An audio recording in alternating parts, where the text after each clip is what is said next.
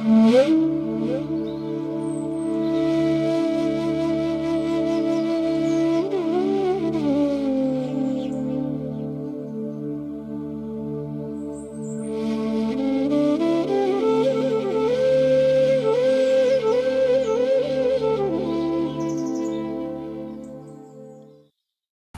स्थापकाय च धर्मस्य सर्वधर्मस्वरूपिणे अवतार वरिष्ठाय रामकृष्णाय ते नमः। नमस्कार। শ্রী শ্রী ঠাকুর শ্রী শ্রী মা এবং স্বামীজি মহারাজের রাতুল চরণে ভুলুণ্ঠিত প্রণাম জানাই। প্রাণারাম বাংলা ইউটিউব চ্যানেলে সম্প্রচারিত সৎকথায় প্রতিদিনের মনন এই ধারাবাহিক অনুধ্যানে আজকে আমরা কৃষ্ণপ্রিয়া মীরাবাইয়ের কথা স্মরণ মনন করব। আপনারা প্রত্যেকেই জানেন, আমরাও প্রত্যেকে জানি যে সমগ্র পৃথিবীর মরমিয়া সাধক সাধিকাগণের যে জীবন ইতিহাস, তার মধ্যে সাধিকা মীরাবাইয়ের নাম এক অত্যুজ্জ্বল। শান্ত, দাস্য, সখ্য, বাৎসল্য, মধুর, এই যে পঞ্চভাবের পরাকাষ্ঠা, তার মধ্যে মধুর ভাবের সাধিকা ছিলেন মীরাবাই। এবং সত্যি কথা বলতে কি, আমরা প্রত্যেকেই জানি যে ইংরেজি ভাষায় একটা ছোট্ট অথচ প্রচণ্ড শক্তিশালী শব্দ রয়েছে, যার দ্বারা জীবনের সার্থকতার পরিমাপ করা যায়। সেই শব্দটি আর কিছুই নয়, লাভ বা প্রেম। ফ্রান্সিস থমসন তার কবিতা হাউন্ড অফ হেভেনে ভক্ত হৃদয়ের প্রতি ভগবানের গভীর আর্তির কথা ব্যক্ত করেছেন। তিনি লিখছেন, তাকে আমি এড়িয়ে গেছি দিনে এবং রাতে, বৎসরে প্রতিটি দিবসে। তাকে পরিহার করতে পরিক্রমণ করেছি গোলকধাঁধার কুটিল পথে আপন অন্তর। কিন্তু তার সকল উদ্যম, দৌড় এবং পলায়ন কৌশল সত্ত্বেও তিনি পরিত্রাণ পাননি সেই দুরন্ত ধাবমান পদযুগলের নিকট হতে, যা তাকে অনুসরণ করে চলেছে অনুক্ষণ। এই প্রেমরূপ যন্ত্রই ঈশ্বরের সৃষ্টি রক্ষার এবং জীবের পরস্পর সংযুক্তির কারণ। অন্তরের ভালোবাসা তাই একমাত্র ভগবানকেই দেওয়া উচিত। সমস্ত অপর সকল ভালোবাসা বন্ধন ঘটায়। একমাত্র ভগবৎ প্রেমী অতৃপ্ত আত্মার অনন্ত তৃষ্ণা নিবৃত্তি করতে সমর্থ হয়। সেজন্য আমাদের ভক্তিশাস্ত্রে পঞ্চভাবে এই প্রেমের সাধন রয়েছে: শান্ত, দাস্য, সখ্য, বাৎসল্য এবং মধুর।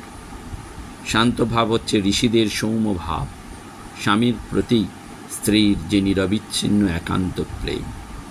দাস্য হচ্ছে প্রভুর প্রতি দাসের যে ভাব, রামচন্দ্রের প্রতি সেবক হনুমানের। সখ্য হচ্ছে বন্ধুভাব, যেমন কৃষ্ণ সখা গোপ বালকরা কৃষ্ণের সাথে করত। বাৎসল্য হচ্ছে সন্তানের প্রতি মায়ের যে ভাব, বালগোপালের প্রতি যশোদার। আর মধুর হচ্ছে প্রেমিকার ভাব, তার প্রেমাস্পদের প্রতি, বা বধূর ভাব স্বামীর প্রতি। সেজন্য নারদ ভক্তিসূত্রে বলা হয়েছে পরাভক্তি, অর্থাৎ শ্রীকৃষ্ণের প্রতি যে সর্বোচ্চ প্রেম, সেটা অনির্বচনীয়। অনির্বচনীয়ং প্রেমস্বরূপং। সেটা কেমন?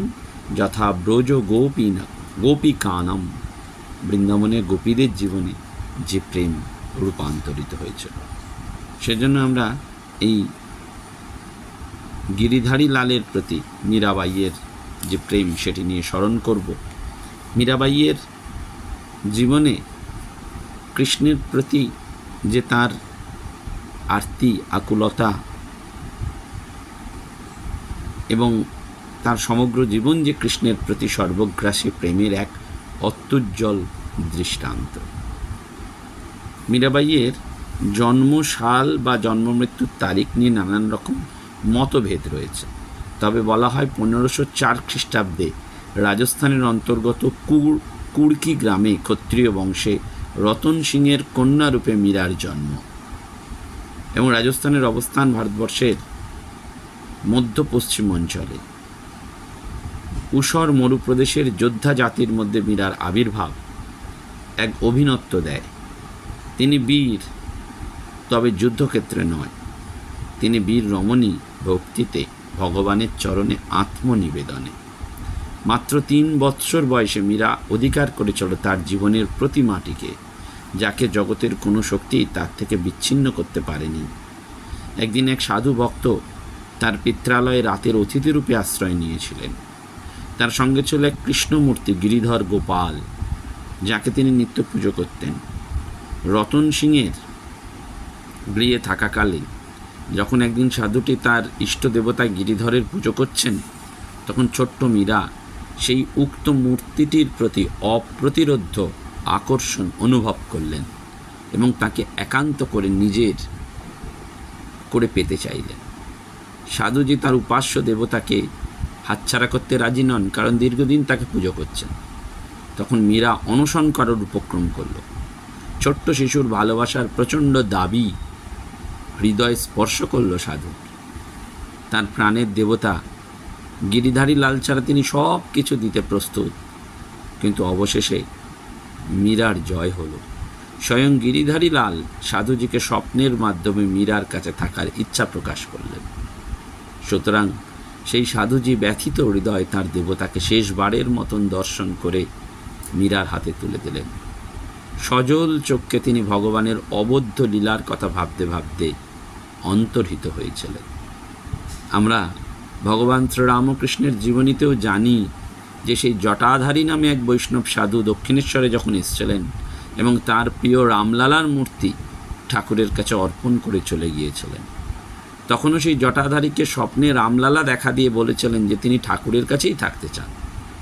অর্থাৎ ভক্ত এবং ভগবানের মধ্যে এই যে রহস্যপূর্ণ ভাব বিনিময়, এটা আমরা বুদ্ধি দিয়ে বুঝতে পারবো না। আমাদের সাইকোলজিতে লেফট ব্রেন এবং রাইট ব্রেনের কথা রয়েছে, বাম মস্তিষ্ক এবং ডান মস্তিষ্ক। আমরা সবসময় বুদ্ধি দিয়ে অ্যানালিসিস করতে চাই, যুক্তি দিয়ে অ্যানালিসিস করতে চাই, কিন্তু অধ্যাত্ম জীবনে সেটি বলে দেয় যে ক্ষুদ্র বুদ্ধির উপরেও এমন কিছু ঘটনা রয়েছে যেটা অনুভূতিপূর্ণ, যেটা যুক্তি বুদ্ধির সীমানা ছাড়িয়ে। সেজন্য সেই গিরিধারী লালের যে মূর্তি, সেটি মীরাবাইয়ের কাছেই রয়ে গেল এবং নানান ঘটনা মীরাবাইয়ের জীবনে ঘটেছে। অন্তরের ভাষা মীরাবাই তার রচিত ভজনে চিরায়িত করে গেছেন।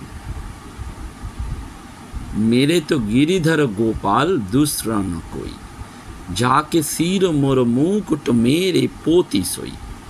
8 বছর বয়সে মীরাবাই তার মাকে হারিয়েছিলেন, দুদাদির কাছে চলে এসেছিলেন এবং ঠাকুরদার কোলে বসে তিনি তন্ময় হয়ে শুনতেন মহাভারতের পৌরাণিক গল্প কথা।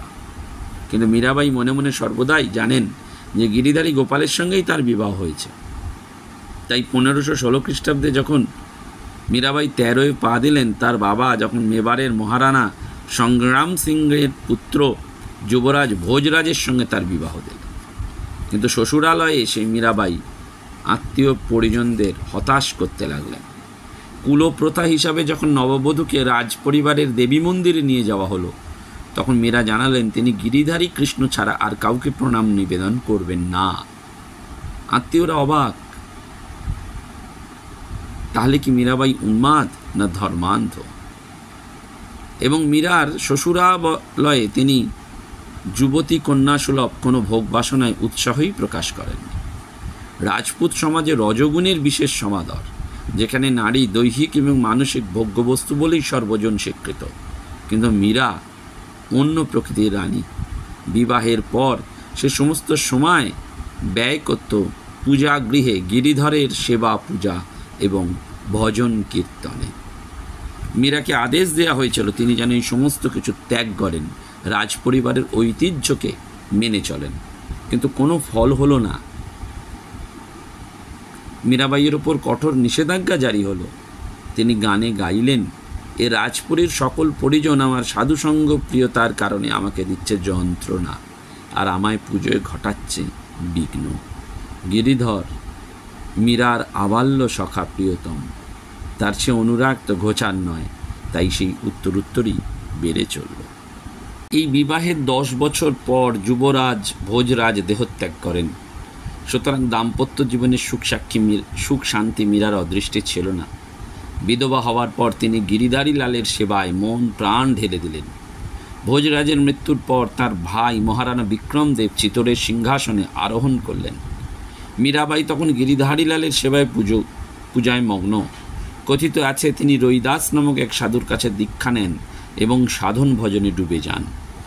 গুরুর নিকট দীক্ষা গ্রহণের পর ইষ্টের প্রতি তার অনুরাগ ভক্তি আরও বাড়ল। মহারানা বিক্রমদেব মীরাবাইয়ের এই আচরণে দুঃখিত হলেন। চিতোরের রাজমহিষী এইভাবে অবাধে সকলের সাথে মেলামেশা করবেন এটা তিনি পছন্দ করলেন না, কারণ বহু বৈষ্ণব ভক্ত সাধু মীরাবাইয়ের ভজনে শোনার জন্য চারদিক থেকে আসতে শুরু করলেন। মীরাবাইকে রাজ অন্তঃপুরে বন্দিনী করা হলো। তার একমাত্র ইষ্টদেব গিরিধারী লাল রণছোড়জিকে প্রাণ ভরে ডাকবার স্বাধীনতা তিনি পেলেন না। মীরাবাই চাইলেন শান্ত নির্জনতা, কিন্তু কি করে সম্ভব? সে তো কোনোভাবেই সম্ভব হচ্ছে না। আর তিনি সেই আত্মীয়দের কাল শরবত দেখছেন, প্রভুর নাম ছাড়া আর অন্য কিচ্ছু চাইছেন না। মীরার এই সব দেখে মহারানা বড়ই উদ্বিগ্ন হলেন। এত বড় চিতোরের রাজপ্রসাদেও মীরার হৃদয়কে ধরে রাখতে পারলেন না। শেষে তিনি কড়া প্রহরী নিযুক্ত করলেন। এতে মীরা রানাকে বললেন যে মহারানা, এখন আর আপনার বাধাতে বিচলিত হব না। সাধু সঙ্গ আমার প্রিয়। বহুদিন পূর্বে আমার লজ্জা চলে গেছে। আমার জন্মভূমি আমি পরিত্যাগ করেছি। আমি অন্তরে ভগবানের ধ্যান করি এবং ভগবানকে রত থাকাই আমার জীবনের উদ্দেশ্য। সদ্গুরুরূপ আমার আত্মরূপ দর্পণে পরমাত্মাকে দেখিয়ে দিয়েছেন। আমি সংসারকে গ্রাহ্য করিনি। আমি হাততালি দিয়ে নাচব, ভগবানের নাম গান করে নিজেকে ধন্য মনে করব। মীরার প্রতি এই সময় নানান রকম অত্যাচারের কাহিনী আছে। মহারানা বিক্রমদেবের বোন উদাবাই মীরার ওপর নানান অত্যাচার করেছেন। বারবার বলেছেন, মীরা তুই সাধু সঙ্গ ছাড়, সমস্ত শহরে তোর নিন্দে রটেছে।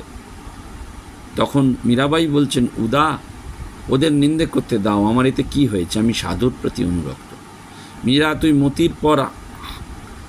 মতির হার পর রত্নখচিত অলঙ্কার ধারণ কর। মীরাবাই উদাকে বলছেন, উদা, আমি মতির হার ফেলেছি। সদ্ভাব এবং সন্তোষী আমার অঙ্গের ভূষণ।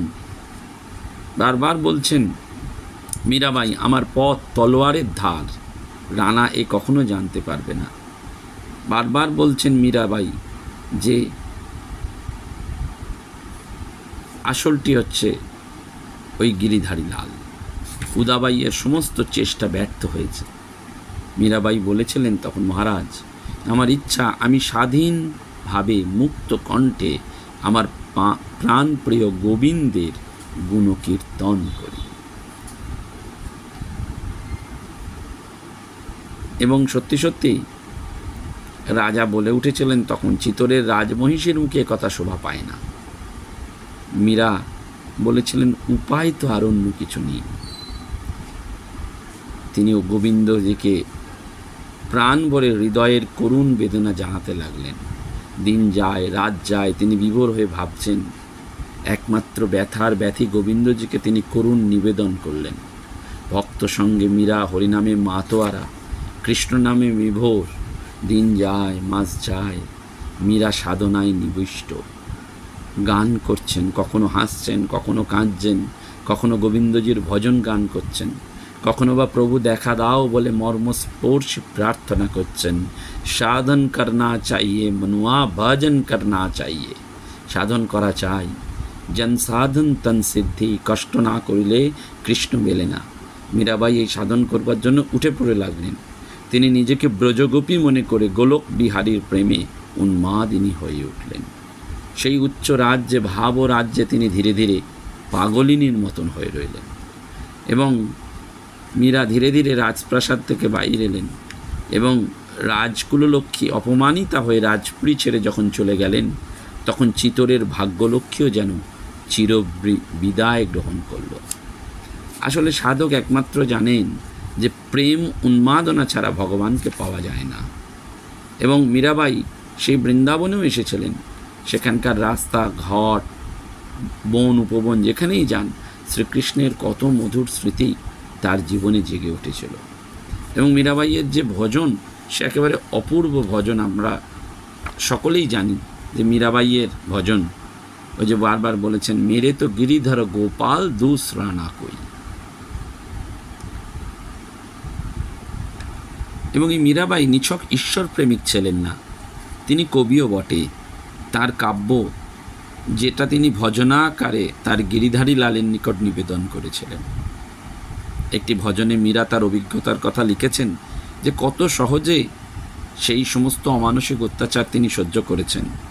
মীরা সুখী তার প্রিয়ের পূজায়, ঝুড়ি ভরে সর্প আসে মীরার তরে, রানার উপহার। ঝুড়ি খুলে দেখে মীরা প্রভু স্বয়ং, রানা পাঠান পেয়ালা ভরা বিষ, মীরা পান করে তা আকণ্ঠ, বিষ হয় অমৃত তাঁর কারসাদিতে। ভক্ত জীবন অবলম্বন করে ভগবানের কৃপা শতধারে সহস্র বিচিত্র পথে প্রবাহিত হয়। গান্ধীজির হত্যার সংবাদ শুনে বার্নার্ড শ বলেছিলেন, এই দুনিয়ায় ভালো মানুষ হবার এই তো ফল। শ্রীরামচন্দ্রের ভক্ত ছিলেন গান্ধীজি। এক প্রার্থনা সভায় যখন বোমায় বিস্ফোরণ হওয়া সত্ত্বেও তিনি অক্ষত আছেন জেনে লোক বলেছিলেন, রাখে হরি মারে কে। কিন্তু তারপরেই সেই হরি তাকে খুনির বুলেট থেকে বাঁচাতে আসেননি। বিষ্ণুর ভালো ভক্ত প্রহ্লাদকে হাতির পায়ে ফেলা হয়েছিল, পাহাড়ের চূড়া থেকে ফেলে দেওয়া হয়েছিল। আবার সেই ঈশ্বর যিশুকে ক্রুশবিদ্ধ করতে রক্ষা করেননি। সক্রেটিসের শরীরে বিষক্রিয়া নির্বিঘ্নেই ঘটেছিল, কিন্তু মীরার ক্ষেত্রে গিরিধারী লাল সর্বতভাবে রক্ষা করেছিলেন। আমাদের পক্ষে ঈশ্বর কৃপার প্রকৃত অর্থ সম্যক উপলব্ধির প্রধান বাধা এই যে আমরা স্থূল দৃষ্টিতে ভক্তিকে এক প্রকার বিনিয়োগ বলে বিবেচনা করি। আমরা ভগবানকে ভক্তি করি, সুতরাং তাকে হতে হবে আমার ব্যক্তিগত পুলিশ, চিকিৎসক, উকিল, তাকে হতে হবে আমাদের আপৎকালীন লাইফ বোট। ভক্তির নগদ বিদায় হিসাবে পাওয়া চাই স্বর্গের সুরক্ষাপত্র, তা কিন্তু নয়। আসলে গড়ল যখন অমৃতে রূপান্তরিত হয় তখন কৃপার সত্যতা বজায় থাকে, আর যখন বিষ সক্রিয় হয় তখনও তা। যারা সৎকর্ম করতে ব্রতী হন তারা সমস্ত শুভাশুভ কর্মফল শান্তচিত্তে গ্রহণ করতে প্রস্তুত থাকেন। ভগবানের কৃপা তাদের উপর তখনই বর্ষিত হয়। মীরার যে জন্য প্রেরিত বিষ অমৃতে পরিণত হবে এমনটি আশা করেই যে গ্রহণ করেছিলেন মীরা, তা নয়। মীরা গ্রহণ করেছিলেন পরম প্রেমাস্পদের প্রেরিত প্রসাদ জ্ঞানে। কৃপার সত্যতা প্রমাণিত হয় ভগবান প্রদত্ত সেই শক্তির আবির্ভাব চাক্ষুষ করে, যার বলে ভক্ত যে কোনো ফলের জন্য সদা প্রস্তুত থাকে। পওহারি বাবাকে যখন সর্প দংশন করেছিল তখন তিনি বলেছিলেন, প্রভুর নিকট হতে দূত প্রেরিত হয়েছে। অর্থাৎ ভালো মন্দ আনন্দ বেদনা সব সেই পরম প্রিয়ের থেকে প্রেরিত বার্তা। ঈশ্বর কৃপার প্রমাণ অনুকূল বা প্রতিকূল ঘটনার ওপর নির্ভরশীল নয়, তার প্রমাণ আত্মশক্তির পরিচয়, যা ঈশ্বরের দান মাত্র। সেই দেবদত্ত শক্তি বলে আনন্দ বা দুঃখ যাই আসুক না কেন হাসি মুখে গ্রহণ করা সম্ভব হয়। সেই উদাবাইয়েরও পরিবর্তন হয়েছিল। পরবর্তীকালে বৃন্দাবনের কুঞ্জে শ্রীকৃষ্ণের লীলাভূমিতে পরিক্রমাকালে মীরা রচনা করেছিলেন, তোমার ফুল বাগানের চাকর রাখো ওগো গিরিধারী লাল, মালিনী সেজে করব সেবা নিত্য দিবস কাল। সত্যি সত্যিই এই মীরাবাইয়ের যে জীবন সেটি অদ্ভুত। কৃষ্ণপ্রিয়া মীরা, তিনি সমস্ত কিছুর মধ্যে সেই ভগবানকেই দেখতে পেয়েছিলেন। সেই জন্য তিনি ভগবানের কাছে নিবেদন করেছিলেন, সকল জীবের দুঃখ হারি তুমি তো হে গিরিধারী, দুঃখ শোকে তুমি আছো নাথ, মীরা তব চিরদাসী। সত্যি সত্যি মীরাবাইয়ের এই যে জীবন কাহিনী, সেটা যেন ঈশ্বরের অন্বেষণের জন্য নিঃশেষিত এক জীবন। মীরা শুধুমাত্র বেষ্টি মানবের হৃৎস্পন্দন নন, তিনি ভারত আত্মার হৃদয় স্পন্দন। অর্থাৎ মীরাবাইয়ের জীবন আমাদের স্মরণ করিয়ে দেয় একটি জীবন যা মধুরভাবে ঈশ্বর সাধনায় পরম সিদ্ধ, যেমন নাকি ব্রজের গোপীরা লাভ করেছিলেন। কারণ মীরার যে প্রকৃত রূপ সেটা নিত্যদিনের ঘটনা, পরম্পরায় প্রকাশিত নয়।